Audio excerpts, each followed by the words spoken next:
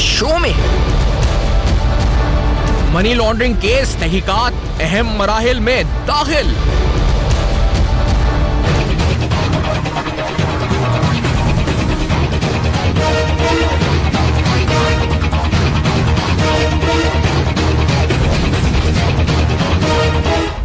अनवर मजीद की sugar mill पर FIA का छापा, अहम रिकॉर्ड तहवील में। जाली अकाउंट्स की तादाद में इजाफा, अहम शख्सियात से पूछगछ। अस्सलाम वालेकुम। पस पर्दा हकायक सनसनीखेज इंकशाफात प्रोग्राम बेनकाब में हूँ आपके साथ सैफान खान।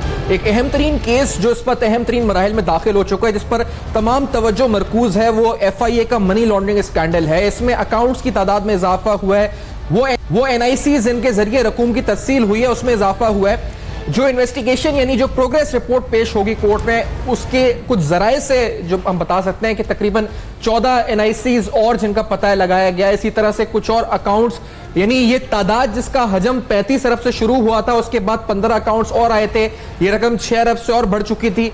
रिपोर्ट्स के मुताबिक अब ये तकरीबन 150 अकाउंट्स और 200 अरब तक बात जो है जाके पहुंच सकती है, 200 बिलियन रुपीस तक पहुंच सकती है।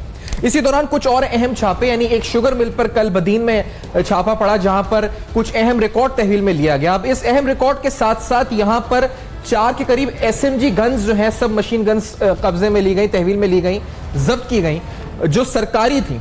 और इसके साथ तकरीबन 7 ऐसी अनलाइसेंस क्लैशनकोव भी यहां से बरामद हुई, और उसके साथ डॉक्यूमेंट्स भी जो कि बड़ी तादाद में यहां से बरामद हुए। इनकी अहमियत क्या हो सकती है, ये भी प्रोग्राम में सवाल उठाएंगे। ये याद रखें कि ये जो अनवर मजीद साहब है, इनकी एक नहीं 16 शुगर मिल्स बताया जाता है कि हैं इस वक्त। तो ये एक जो शुगर मिल बदीन के अंदर इस पर छापा पड़ा, इसके अलावा और क्या क्या अहम रिकॉर्ड, क्या क्या नाम सामने आएंगे, इस पर सबकी नजरें हैं। कितनी संजीदा है हुकूमत मौजूदा इस अहम तरीन केस को लेकर, इसका अंदाजा हम इस बात से लगा सकते हैं, जो खान साहब ने अपनी तकरीर में एक इंपॉर्टेंट बात की थी इंटीरियर मिनिस्ट्री के हवाले से, और जो उन्होंने हिंट दिया था मनी लॉन्ड्रिंग के हवाले से, कितना अहम यह केस हो सकता है। जरा इस बात को सुने जो खुद प्राइम मिनिस्टर इमरान खान ने कही। FIA, मैं मिनिस्ट्री ऑफ इंटीरियर अपने नीचे रख रहा हूं, और उसकी वजह यह है कि FIA के जरिए हमने जो मनी लॉन्ड्रिंग होती है इस मुल्क से और जो करप्शन है, उसके लिए मैं खुद इसके ऊपर पूरा नज़र रखूंगा, क्योंकि जब तक ये माफियाज बैठे हुए हैं और यहाँ इस मुल्क को पैसा चोरी कर करके बाहर लेके जा रहे हैं। इस मनी लॉन्ड्रिंग केस के हवाले से जहां जरदारी साहब, फरियाल तालपुर साहबा FIA में पेश हुए, बिल आखिर पेश हुए, सवाल जवाब के बारे में उनकी तरफ से कहा गया कि सवाल जवाब फरियाल तालपुर साहबा से पूछे गए, जरदारी साहब से नहीं पूछे गए। एक पहले प्ली ये ली गई थी पीपल्स पार्टी की तरफ से कि बशीर मेमन जो DG FIA हैं, उनके भाई GDA से इलेक्शन लड़ रहे हैं, इसलिए सियासी बुनियाद के ऊपर वो एक पॉलिटिकल पॉइंट स्कोरिंग या विच हंटिंग कर रहे हैं FIA वाले। लेकिन आज बशीर मेमन साहब का जिक्र नहीं, आज नवाज शरीफ साहब का जिक्र था, और कहा यह गया कि नवाज शरीफ ये केस बनवा रहे हैं। जरदारी साहब ने जो केस बने मेरे खिलाफ नवाज शरीफ साहब ने बनाए। जरा आज की हियरिंग के बाद जो सवाल जवाब अंदर हुए उससे बात जरूर करेंगे, लेकिन बाहर जब पूछा मीडिया ने तो कहा क्या गया, जरा ये सुने। मियां साहब के जमाने में बनाया गया है केस। आज प्रोग्राम में मेरे साथ मौजूद हैं हमारे ब्यूरो चीफ कराची के इम्तियाज चांडियो साहब, हमें ज्वाइन कर रहे हैं स्टूडियोज में। आपका बहुत शुक्रिया इम्तियाज, आपने ज्वाइन किया है। बैरिस्टर मसरूर शाह साहब सीनियर माहिर कानून हैं, इस्लामाबाद से हमारे साथ मौजूद हैं, और जनाब अम्मार जाफी साहब, आप साबिक एडिशनल DG FIA रह चुके हैं, इस्लामाबाद स्टूडियो से मेरे साथ मौजूद हैं। इम्तियाज चांडियो साहब, मैं यानी ये जो चेंज ऑफ नैरेटिव हुआ है, पहले तो ये कि पहले DG FIA और अब कहा जा रहा है नवाज शरीफ, लेकिन अंदर सवाल जवाब क्या हुए, कुछ इत्तलात है क्या हुआ, इनसे पूछा क्या गया? 38 मिनट की सवाल जवाब में क्या हुआ, क्या सामने आया, क्या इत्तलात है?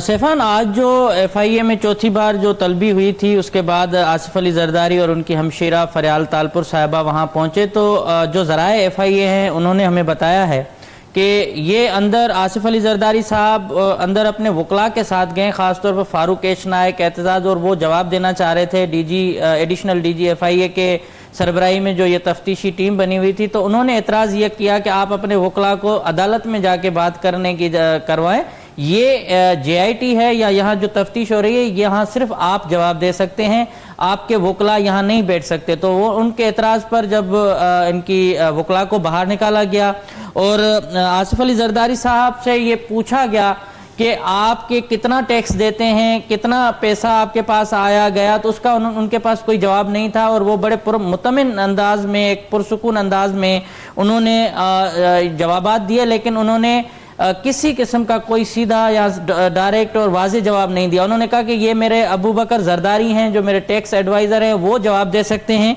मुझे इस बारे में पता नहीं है। जब उनसे FIA ने पूछा कि आपके पास कितनी कंपनीज हैं और जरदारी ग्रुप किसका है, तो उन पर भी उन्होंने लाइल्मी का इजहार किया और कहा कि मैं जरदारी ग्रुप को नहीं देख रहा, उनके मामलात को, जबकि इससे पहले ये बताया गया था कि जरदारी ग्रुप उनका है। और उसके बाद ये सवाल भी हुआ कि अनवर मजीद से आप के जरिए आप ये 16 शुगर मिलें और ये जो कारोबार कर रहे हैं, तो उन पर भी आसिफ जरदारी साहब ने, जराए ने बताया है कि लाइल्मी जाहिर की और कहा कि अनवर मजीद सिर्फ दोस्त है और उनसे कोई बिजनेस पार्टनरशिप नहीं है।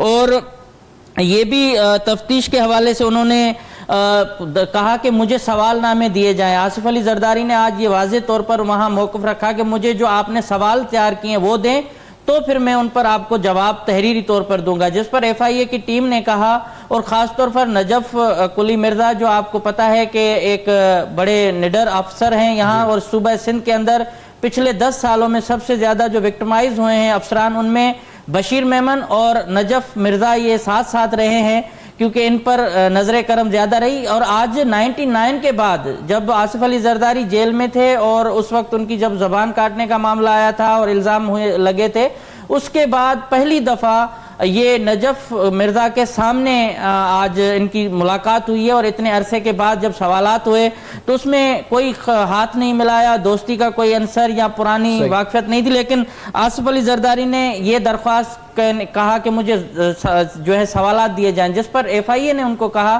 कि पहले आप दरख्वास्त दें, फिर आपको तहरीरी तौर पर वो जो सवालनामे वो दिए जाएंगे। जो मुश्किल सवाल थे वो आज नहीं किए गए, ये बताया जा रहा है कि दोबारा उनको तलब किया जाएगा। लेकिन जो फरियाल तालपुर साहिबा थी वो खासी परेशान नजर आई और जब उनसे सवालनामे और सवाल जवाबात हुए तो वो थोड़ी सी घबराई हुई थी। और उनके बारे में FIA ने बताया कि कराची की डिफेंस के एक बैंक में तकरीबन 5 अकाउंट थे और उनमें से एक उनकी बेटी का भी बताया जा रहा है, जिससे उन्होंने तकरीबन 6 करोड़ रुपए से जायद की रकम थी जो बेटी के अकाउंट में थी और 26 करोड़ के करीब या 20 करोड़ से और 26 के दरमियान की रकम थी जो इन्होंने पे ऑर्डर के जरिए निकलवा ली हैं। और अब ये सूरत-ए-हाल तफ्तीश हो रही है, लेकिन दोबारा भी तलबी हो सकती है। लेकिन मसरूर साहब, मैं इसमें इंपॉर्टेंट बात आपसे पूछना चाहता हूं कि एग्जैक्ट केस हमने देखा है और अब लोगों के जहन में खदशात ये है कि क्या FIA केपेबल है कि वो हैंडल कर सके इस इंपॉर्टेंट केस को, जिसकी टोटल हजम जो है मनी लॉन्ड्रिंग का 200 बिलियन तक कहा जा रहा है कि जराए बताते हैं पहुंच सकता है।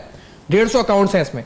तो आपने FIA को एग्जैक्ट के सामने रखते हुए एक्सपीरियंस को आप समझते हैं कि FIA इसको हैंडल अब तक सही तरह कर रहा है और मुस्तकबिल में कर सकता है या केपेबल है ही नहीं FIA हैंडल करने के? मसरूर साहब, देखिए, कानून के मुताबिक तो FIA पूरी तरह एम्पावर्ड है इसी तरह की केसेस देखने की और कैपेसिटी भी FIA की काफ़ी है। अगर वो चाहे तो इस चीज़ को बहुत अच्छे तरीके से प्रोसिक्यूट भी कर सकती है। मसला FIA की कैपेसिटी का नहीं होता ऐसे बड़े केसेस में। अभी आपने एग्जैक्ट की बात भी की, तो बात यह हुकूमत की विल कितनी है, पॉलिटिकल विल। एक पुलिस वाला या FIA का जो इन्वेस्टिगेटर है वो उसी हद तक जाएगा जहां तक उसको गवर्नमेंट की सपोर्ट हो। अगर DG FIA को या FIA के जो एहलकार हैं उनको हुकूमत ही पुल बैक करने के अहकामात दे तो उसके लिए नेचुरली बड़ा प्रॉब्लम हो जाता है इस चीज़ को मंतकी अंजाम तक पहुंचाने का। जिस तरह एग्जैक्ट के मामले में भी बातें आई थी कि उस वक्त की इंटीरियर मिनिस्ट्री जो है वो ही नहीं सीरियस थी, हालांकि इंडिपेंडेंट लॉयर्स का पैनल भी बना था, FIA ने बाहर से वकील हायर किए थे, उनको भी थ्रेट्स थी और गवर्नमेंट की तरफ से भी वो शहादतें नहीं पेश हुई कोर्ट में जो देनी चाहिए थी। इसी तरह जितने भी बड़े मेगा स्कैंडल है आप देख ले कि FIA इन्वेस्टिगेट तो स्टार्ट बहुत अच्छा करती है, लेकिन बाद में ऊपर लेवल पर डीलिंग्स हो जाती है गवर्नमेंट की बड़े सियासी लीडरों के साथ और FIA को गो स्लो का हुक्म मिल जाता है, उस वजह से इन्वेस्टिगेशन धरी की धरी रह जाती है। अच्छा, और अम्मा जाफरी साहब, क्योंकि ये जिस तरह का केस है, जिस तरह के ये कॉम्प्लिकेशंस बढ़ती जा रही हैं, अच्छा मुझे ब्रेक कहा जा रहा है, तो जिस कॉम्प्लिकेशंस का हम जिक्र कर रहे हैं उसके अंदर किस तरीके एक बिजनेस ग्रुप नहीं, बड़े इंपॉर्टेंट नाम, बड़े इंपॉर्टेंट बिजनेस ग्रुप्स के इसमें नाम आ रहे हैं, गवर्नमेंट कॉन्ट्रैक्टर्स के नाम आ रहे हैं जिनकी पेमेंट्स कहा जा रहा है कि या तो डेबिट हुई है या क्रेडिट हुई है इन फेक अकाउंट्स के जरिए, इस्तेमाल हुए ये फेक अकाउंट्स इन रकूम की तरसील के लिए। तो ये जो पूरा पेंडोरा बॉक्स है, यही सवाल कि FIA किस तरह इसके जो मंतकी अंजाम तक इस मामले को पहुंचाएगा, जानेंगे इस ब्रेक के बाद। मेरे साथ रहिए।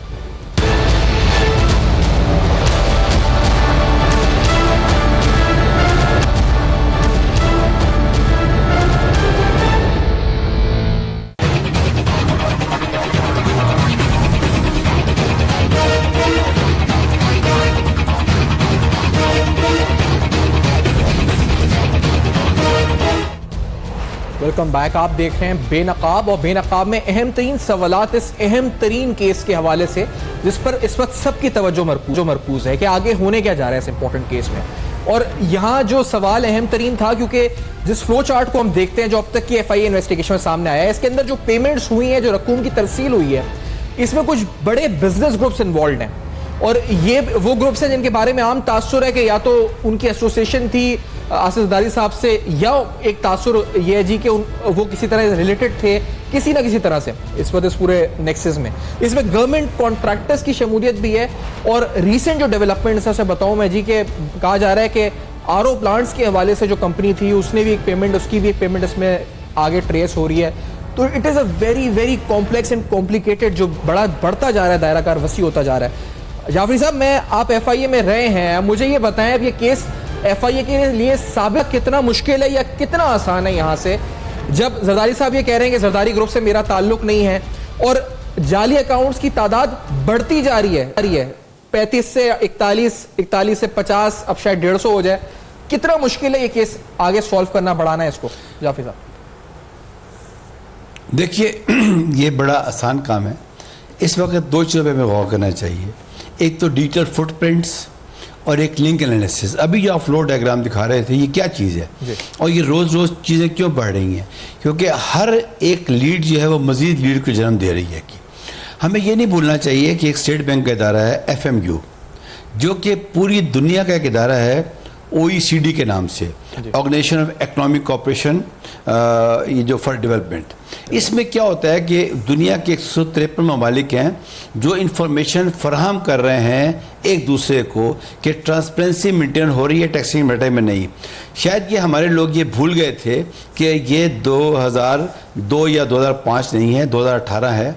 इसके अंदर हर ट्रांजैक्शन जो है, जो ख़ास अमाउंट से बड़ी है, जब वो किसी बैंक से किसी बैंक में ट्रांसफ़र होती है या ये कोई भी डीलिंग होती है अमाउंट की, तो उसके डिजिटल फुटप्रिंट्स एक जगह नहीं कई जगह चले जाते हैं। कि अब ये जितनी भी चीज़ें आप देख रहे हैं, ये आने वाले दिनों में देखेंगे, ये वो प्रूफ है जिसको डिनाई करना मुश्किल होगा। अगर कहीं अमाउंट जमा हुई है, कहीं अमाउंट निकली है, उसकी डेफ और मुल्क से बाहर अगर गई है मनी लॉन्ड्रिंग के केस में, फिर तो FMU के पास मालूमात आ गई होगी। FMU को मालूमात कौन दे रहा है? OECD दे रहा है। OECD क्या है? ये 153 ममालिक का एक कंसोर्शियम है जिन्होंने साइन किए हैं। पाकिस्तान ने 2017 में साइन किए थे इसके ऊपर। और ये जरदारी साहब आज ठीक कह रहे थे कि ये नवाज शरीफ साहब के ज़माने का केस है ये, इसलिए कि इस ट्रीटी की वजह से ही फिर पनामा हमारे आगे आया, पनामा लीक्स हमारे सामने आए। इस वक्त पूरी दुनिया में देख रही है। ये बड़ी इंपॉर्टेंट बात है। हमारे प्राइम मिनिस्टर ने अपनी will of the government show की है, जिसका अभी जिक्र किया बैरिस्टर साहब ने, कि जब तक विल ऑफ द गवर्नमेंट नहीं होगी ये काम कभी पाए तकमील तक नहीं पहुंचेंगे।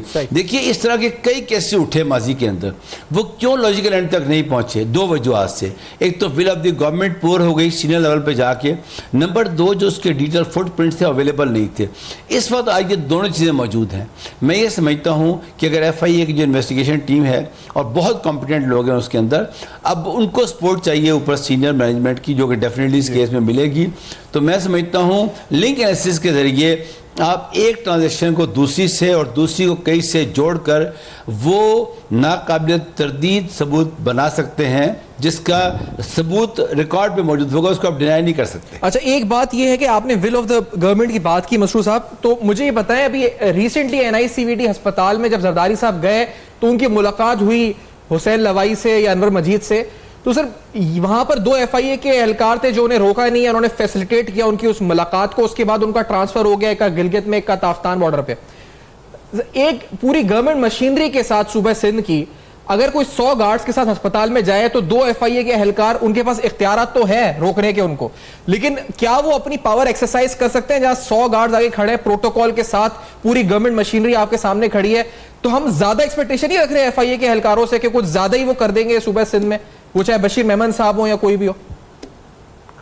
शाह साहब, देखिए बात ये कि इस पूरे इशू को, क्योंकि नेचुरली जो पर्सनैलिटी इस केस से जिसका ताल्लुक जोड़ा जा रहा है वो बहुत कदावर पर्सनैलिटी है। वो कोई काउंसलर नहीं है, कोई एमएनए नहीं है, कोई वजीर नहीं है, इस मुल्क के सदर रह चुके हैं और बहुत बड़ी सियासी पार्टी जिसकी सिंध में हुकूमत है उसके वो को चेयरमैन भी हैं।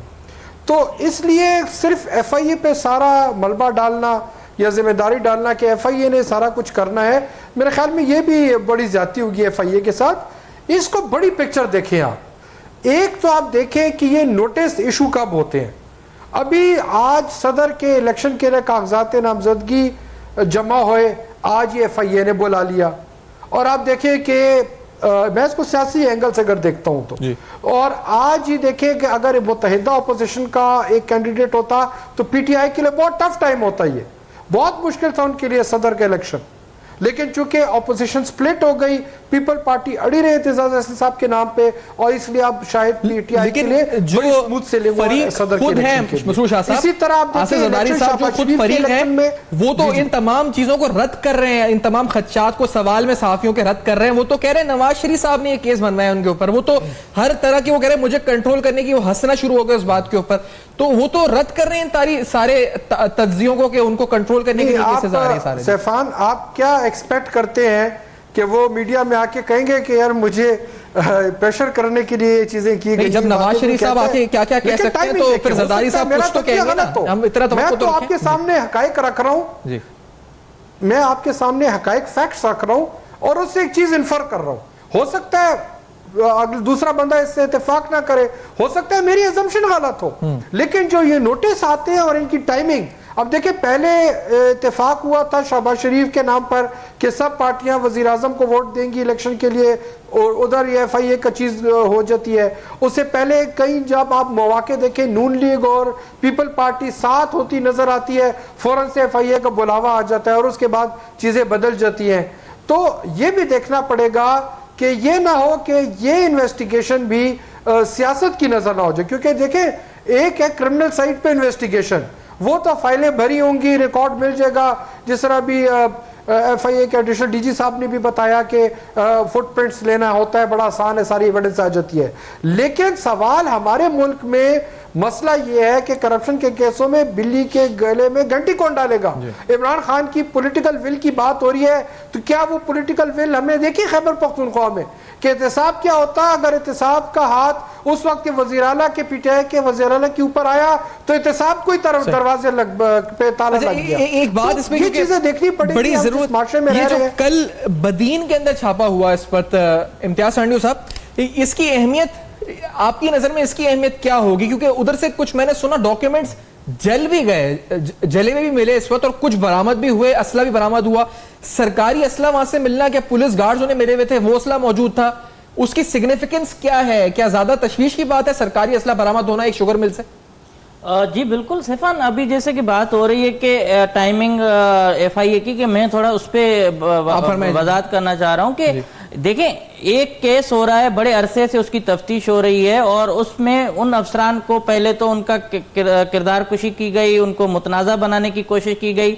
बशीर मेमन पर गुस्सा ये है कि डीआईजी हैदराबाद थे और उनको कत्ल का मुल्ज़िम उसने रिहा करने से इनकार किया, इसलिए उन पर गुस्सा किया गया और उसके बाद उनकी सोशल मीडिया में कैंपेन चलाई गई। एक डीजी एफआईए हैं और सुप्रीम कोर्ट ऑफ पाकिस्तान के आज के नहीं तमाम जजेस उसके किरदार पर कोई उंगली किसी एक जज ने भी आज तक नहीं उठाई और बड़े बड़े केसेस उसने सॉल्व किए। जब आईजी सिंध सुप्रीम कोर्ट में झूठ बोल रहा था कि मेरे पास कोई बीटर नहीं है, तब ये बशीर मेमन था जिसने कहा था कि सर ये इनका बीटर है और ये शख्स जो है यहां से इतने अरबों रुपए का भत्ता लेकर पुलिस को देता है। उसके बाद इस शख्स को मुसलसिल पूरे सिंध के अंदर कहीं पोस्टिंग नहीं मिल रही थी। यही नजफ मिर्जा का हाल रहा। ये दो अफसरान जो कभी मेरे ख्याल में कि मैं उनकी कोई वकालत या नहीं करना चाह रहा, लेकिन इन अफसरान के किरदार पर अगर जाएं तो ये चाहे किसी के भी रिश्तेदार हों, लेकिन इन्होंने कभी इंतकामी कार्रवाई इन्होंने इसलिए भी नहीं की और न करना चाहिए कि इनका जो मनसब है या इनका जो किरदार है वो इनको इजाजत नहीं देता कि ये जाके बड़ी सीटों पर बैठ के ये ऐसे केसेस ओपन करें और उन पर हाथ डालें। तो मेरे ख्याल में ये टाइमिंग और ये मुतनाज़ा करने की बात गलत थी। दूसरी बात, आपने कहा कि जब अनवर मजीद को नोटिस जा रहे थे तो वो FIA को बहुत हल्का ले रहे थे, FIA को बिल्कुल ना, वो जवाब देने के लिए तैयार नहीं थे। उसके बाद जब अरेस्ट हुए, अब उनकी हालत ये है कि कल जब छापा मारा है खोस्की में, तो आपके सरकारी पुलिस के जो गार्ड्स थे और पुलिस का असला वहां क्या कर रहा था, 16 शुगर मिलों का रिकॉर्ड खोस्की शुगर मिल से मिला है। अच्छा। और इतलात ये थी कि वहां एक रिकॉर्ड जो है उनको जलाने के लिए वहां ट्रक भर के गए थे और वहां वो रिकॉर्ड जलाया, जिसकी इतला के बाद ये जाके छापा मारा गया। अच्छा, और जलाया गया मतलब जी। अच्छा, एक ब्रेक चांडी साहब, इस ब्रेक के बाद आते हैं। तो after this very short break हम आएंगे तो आधी तहकीकात के हवाले से पेशरफ पे आपको आगाह करेंगे, क्योंकि जवाब ही आया है जी आज कि ज़रदारी ग्रुप से ज़रदारी साहब का ताल्लुक नहीं है। देन व्हाट, ये केस किस तरह बढ़ेगा आगे? अगर इसमें आसिफ ज़रदारी साहब का जो ज़रदारी ग्रुप है उसका ताल्लुक ही नहीं है उससे, तो ये जो ट्रांजैक्शंस हुई हैं ज़रदारी ग्रुप की, इसका जिम्मेदार किसको ठहराया जाएगा? फिर इस सवाल को करेंगे बेनकाब इस ब्रेक के बाद।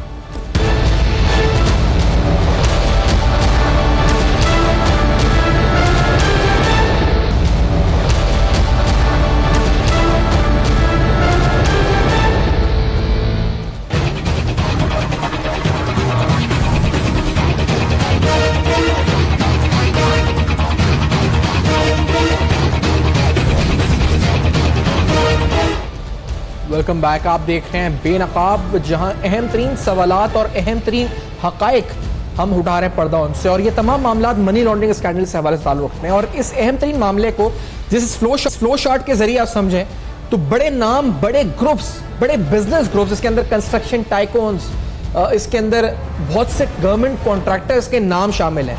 लेकिन हाउ टू प्रूव दिस कि ये सारा करप्शन का पैसा है? एक चीज ये कि ये मनी लॉन्ड्रिंग हुई है, दूसरी चीज ये कि ये करप्शन का पैसा है, ये वो पैसा है जो मेरा और आपका टैक्स पेयर मनी है मुबैना तौर पर। इसको प्रूफ कैसे किया जा सकता है? मैं अगर कराची से स्टार्ट करता हूं पहले, चांडियो साहब, ये सारा जो नेक्सस साइकिल है, चेन ऑफ जो तमाम ट्रांजैक्शंस है, ये सारा करप्शन का ये तासुर है, लेकिन इसे प्रूफ कैसे किया जाएगा? क्या सबूत है इसके पीछे? कैसे होगा साहब? देखें, जो शवाहिद जैसे जैसे ये मामला शुरू हुआ है तफ्तीश में, तो आप देखें एक बाइक चलाने वाला, एक ऊबर चलाने वाले शख्स मुलाजिम के अकाउंट में अगर करोड़ों रुपए हों तो जाहिर है सवालात उठते हैं कि ये जाली अकाउंट्स कैसे बनाए गए। इसमें मैं कतई तौर पर ये नहीं कह रहा कि आसिफ जरदारी साहब इन्वॉल्व हैं या फरियाल तालपुर साहिबा, लेकिन जो तफ्तीश का रुख है वो वहीं जा रहा है। और उसके बाद ये कि जो गवर्नमेंट के कॉन्ट्रैक्टर हैं बड़े बड़े, जैसे कि डी बलोच है, बहरिया है या दीगर हैं, इनके अकाउंट्स क्यों इस्तेमाल हुए हैं? वहां से पैसा अल्टीमेटली उन लोगों तक गया है जो इस कहते हैं किंग मेकर थे, और उनको ये अंदाजा ही नहीं था कि ये मामला आगे जाके गले में पड़ेगा। वरना अगर इनको ये अंदाजा होता तो ये ऐसी मेरे ख्याल में हरकत ही नहीं करते।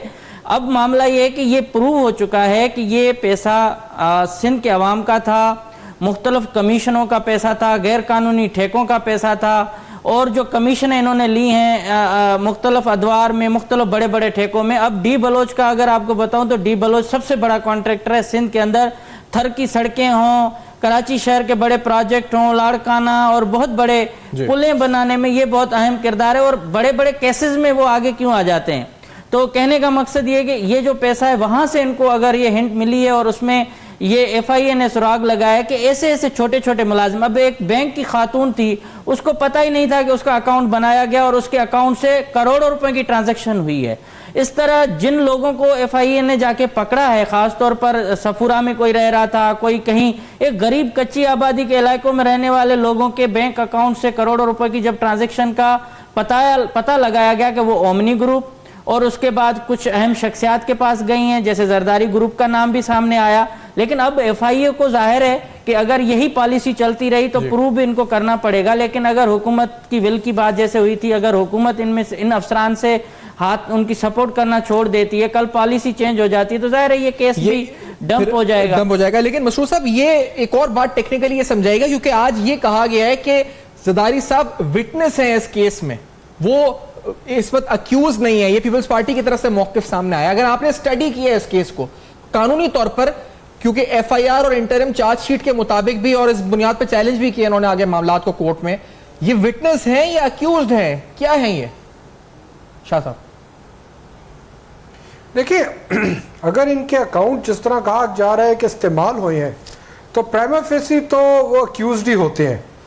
अब उसके बाद फिर आईओ जो कोर्ट में फाइनल चालान जमा करेगा उसमें अपना ओपिनियन देता है कि आया वो इनको मुल्जिम समझता है या इनको बेगुनाह करार देता है या समझता है कि इतनी क्रेडिबल एविडेंस मौजूद नहीं है इनके खिलाफ और मामला कोर्ट के डिस्कशन में छोड़ देता है कि कोर्ट एविडेंस रिकॉर्ड करने के बाद डिसाइड करे कि इनका गिल्ट बनता है कि नहीं बनता, और उसके बाद नेचुरली कोर्ट डिसाइड करेगी। इस वक्त इन्वेस्टिगेटर के पास ऑप्शंस बहुत खुले होते हैं। नैब के अक्सर केसों में एफआईए में देखें, शुरू में अगर एज अ विटनेस भी बुलाते हैं शुरू में, बाद में अगर शहादत मिल जाती है उनके खिलाफ क्रेडिट तो वो विटनेस मुल्जिम भी बन जाता है। इससे इतना फर्क नहीं पड़ता कि वो एज अ विटनेस इस वक्त ट्रीट कर रहे हैं या एज अ मुल्जिम ट्रीट कर रहे हैं। असल चीज ये है कि वो एफआईए के पास इख्तियार है कि जिस शख्स का भी पास कोई ऐसी इंफॉर्मेशन है जो केस से मुतल्लिक है या वो शख्स किसी तरह डायरेक्टली या इनडायरेक्टली उस केस से कनेक्टेड है, उसको बुला के तफ्तीश कर सकते हैं। और फिर तफ्तीश के दौरान हमने देखा है कि विटनेस मुल्जिम बन जाते हैं और जो मुल्जिमान होते हैं कभी कभी वो विटनेस भी बन जाते हैं। और इसी तरह से जो ट्रांजैक्शंस हुई हैं जिसमें जिन ग्रुप्स का हम नाम ले रहे थे, बड़े बिजनेस ग्रुप्स हैं, ओमनी ग्रुप, बहरिया का इसमें नाम है, तो हमारा जाफरी जरदारी ग्रुप से तो जरदारी साहब कहते हैं जी कि मेरा ताल्लुक नहीं है या मैं अब नहीं हूं उसका ताल्लुक, मेरा हिस्सा मैं अब नहीं हूं हिस्सा एज बोर्ड ऑफ डायरेक्टर्स या उसकी मैनेजमेंट के अंदर मेरा कोई इस पर ताल्लुक नहीं है उस ग्रुप से। देन व्हाट, हम ये जो तमाम मामलात हो रहे हैं कि ये एनालिसिस भी हो रहे हैं कि ये शायद प्रेशराइज करने के लिए हो रहा है, ये हो रहा है, और अगर वो है ही नहीं उसकी डायरेक्टरशिप में, देन व्हाट अम्मा जाफरी साहब, क्या होगा फिर? देखिए, ये उनके कहने से मसला हल नहीं होगा, ये प्रूफ से होगा। अच्छा। पहली बात तो ये है कि मैं फिर रिपीट करूँगा बात कि जो ये इसकी फुटप्रिंट्स हैं वो डिटेली अवेलेबल है, पूरी दुनिया में अवेलेबल है, कई जगह इसकी शवाहिद मौजूद हैं। दूसरी बात, आजकल एक और बात ग्लोबली वॉच की जा रही है कि जो मनी लॉन्ड्रिंग है और टेररिस्ट फाइनेंसिंग है उसमें रब्त है आपस के अंदर। खुदा ना करे अगर किसी ने ये रब्त साबित कर दिया किसी लीड के अंदर कि ये जो मनी लॉन्ड्रिंग का पैसा है ये कहीं टेररिस्ट फाइनेंसिंग में इस्तेमाल हुआ है, तो मुल्क की बदनामी भी बहुत ज़्यादा होगी उसके अंदर। इसलिए इस तमाम केस को कई एंगल से देखने की ज़रूरत है, क्योंकि जितनी दुनिया में टेररिस्ट फाइनेंसिंग हो रही है वो मनी लॉन्ड्रिंग के पैसे से हो रही है, और शायद इसका इनको पता भी ना हो इस सारी चीज़ों को, क्योंकि वो जो ट्रांजैक्शंस हैं वो कहीं साइड ट्रैक से निकल जाती हैं, और उसको इस केस को पूरी दुनिया वॉच कर रही है इस वक्त। हमें बहुत ध्यान से इस पर काम करना चाहिए और ये समझे सोचे बगैर कि इसमें कौन सी पर्सनैलिटी इन्वॉल्व है, मेरिट ऑफ द केस के ऊपर इंटरनेशनल स्टैंडर्ड्स के मुताबिक। देखिए, वो जो हमारे ऊपर वो जो ग्रे लिस्ट के अंदर पाकिस्तान आया हुआ है, जो फाइनेंशियल टेररिज्म के ऊपर बात हो रही है, उसमें ये चीज़ सामने लाई जाएंगी कि देखिए आपके मुल्क के अंदर ये हो रहा है, मनी लॉन्ड्रिंग हो रही है, आपके टैक्सेशन सिस्टम ठीक नहीं है, ट्रांसपेरेंसी नहीं है इसके अंदर। जब गवर्नमेंट अपना केस लेके जाएगी फाइट करने के लिए कि हमें निकालें ग्रे लिस्ट से, तो वो ये चीज़ सामने रखेंगे। कम से कम इन्वेस्टिगेशन की हद तक या इन मामला को कोर्ट में लाने की हद तक, और उसके ऊपर जो प्रोफेशनल डिबेट्स हैं वो सही होनी चाहिए, ताकि इस केस के रिजल्ट कुछ भी आए इससे कता नज़र इसके अंदर एज ए कंट्री हमें अपने आप को सेव करना है और ये दुनिया को शो करना है कि हमारे यहाँ अगर इस तरह के मामलात होते हैं तो हम बड़ी ट्रांसपेरेंसी के साथ मेरिट ऑफ द केस के ऊपर अपनी लॉ ऑफ द लैंड के मुताबिक ये फैसला करते हैं। नहीं, ये तो इंपॉर्टेंट है, लेकिन जिस बिल की बात हुई है प्रोग्राम के शुरू से लेकर अब तक, मैं ये जरूर पूछना चाहूंगा, क्योंकि खान साहब ने कहा था कि इंडियन मिनिस्ट्री को अपने मातहत रखेंगे, लेकिन क्या किसी रियायत की तवक्को रखनी चाहिए इस वक्त जो पीपल्स पार्टी है इसको, क्योंकि इससे पहले बड़े हमने देखा है पॉलिटिकल मैनूवरिंग होती है इन केसेस को लेकर। चांडियो साहब, पहले आपसे, आपको लगता है क्या कोई रियायत खान साहब देंगे जरदारी साहब को, उन्हें तवक्को रखनी चाहिए कोई इस सिलसिले में? देखिए, आसिफ जरदारी साहब के हवाले से, और उन्होंने तो पार्लियामेंट में ये कहा था खान साहब ने कि मैं किसी को एनआरओ नहीं दूंगा, तो इसका मतलब ये सबके लिए एक मैसेज था। अब मामला ये किसी सियासतदान की ज़ात का नहीं होना चाहिए, इंतकाम नहीं होना चाहिए। अगर मुल्क को वाकई सीधा करना है और उसमें जो खराबियां उसको दुरुस्त करनी है, तो फिर खान साहब को अपनी ज़ाती अनाद भी साइड पे रखना होगी, और जो अफसरान हैं और जो इदारे हैं उनको बिल्कुल ठीक तरीके से काम करने की इजाज़त देनी चाहिए। अब आसिफ जरदारी साहब पर जैसे कि FIA ने और हुकूमत सिंध पर इल्ज़ाम लगाया कि वो यहाँ मदाखलत कर रहे हैं, अफसरान के पास वो उन्होंने जाके मुलाकातें की हैं, चीफ मिनिस्टर हलफ नहीं उठाता, हलफ उठाने के फ़ौरन बाद वो जाके मुलाकातें कर रहे, तो ये इस किस्म के बड़ी लेवल पर जो मदाखलतें होनी नहीं चाहिए, क्योंकि ये सवाल उठाती हैं कि वाकई कोई ना कोई गड़बड़ है। अगर आप ट्रांसपेरेंसी लाना चाहते हैं, साफ और शफाफ तहकीकात चाहते हैं, तो फिर सबको छोड़ देना चाहिए। और इस सूबे सिंध का जो एक वायसरा आप कहें या किंग मेकर कहें, वो अनवर मजीद साहब थे, अब वो गिरफ्त में है तो इसका फेयर ट्रायल होना चाहिए, अच्छी तफ्तीश से ही पता चलेगा कि क्या हुआ है। लेकिन ये इंपॉर्टेंट, अच्छा अगर टाइम इख्तिताम पर पहुंच चुका है तो फिर ये है कि शुक्रिया अदा करना होगा मसरूर शाह साहब आपका भी, और हमाद जाफरी साहब और इम्तियाज चांडियो साहब। ये जरूर जहन में रखा जाए कि जो फ्लैट्स, एवनफील्ड फ्लैट्स थे, वो 8 मिलियन पाउंड रकम बताई जाती है, और ये मुबैना तौर पर जो मामला है ये अब बिलियंस ऑफ रुपीस 35 बिलियन से तो शुरू हुआ था, और अब जनाब किधर जाके इख्तिताम पजीर होगा हम नहीं जानते, FIA जानती है, और वो रकम शायद 200 अरब तक भी पहुंच जाए। तो it is a very very important case with a huge magnitude of amount involve. For feedback, Facebook, emails and Twitter देखते रहेगा।